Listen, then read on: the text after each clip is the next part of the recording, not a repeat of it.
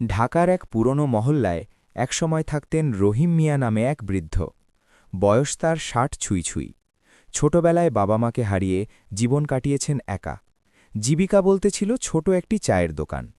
ছেলে বিদেশে, মেয়ে দূরে, সবকিছু থাকলেও মনে এক ধরনের শূন্যতা বাসা বেঁধেছিল। রহিম মিয়া প্রতিদিন ফজরের আজানে ঘুম থেকে উঠতেন। নামাজ শেষে দোকান খুলতেন। দোকানের সামনে রাখা থাকত কুরআন শরীফ। এক বিকেলে সেখানে এসে হাজির হয় আরিফ নামে এক যুবক, ক্লান্ত, ক্ষুধার্ত, আশ্রয়হীন। বাবা মা নেই, কোথাও ঠাঁই হয়নি। রহিম মিয়া তাকে এক রাতের আশ্রয় দেন। সেই এক রাত থেকেই শুরু হয় পরিবর্তন। আরিফ দোকানে কাজ শেখে, নামাজে অভ্যস্ত হয়, কুরআনের আয়াত শোনে।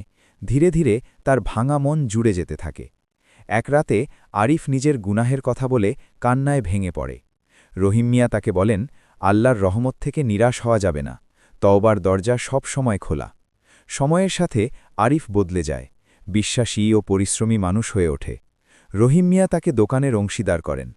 লোকজন বলে, সেই ছোট্ট চায়ের দোকানটা আর শুধু দোকান নয়, তা যেন আল্লাহর রহমতের ছায়া, যেখানে মানুষ আসে, একটু শান্তি নিয়ে ফিরে যায়।